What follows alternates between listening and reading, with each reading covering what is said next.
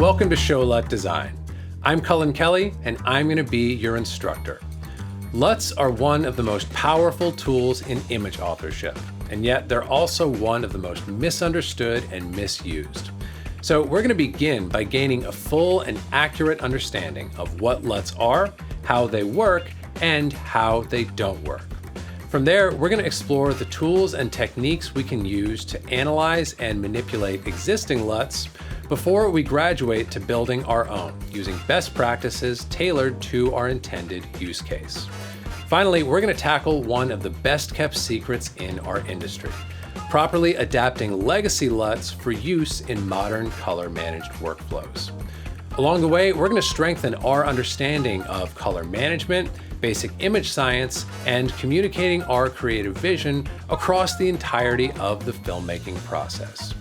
Most importantly, you're going to be creating and revising your very own Showlut, which I'll be giving you feedback and guidance on as we go.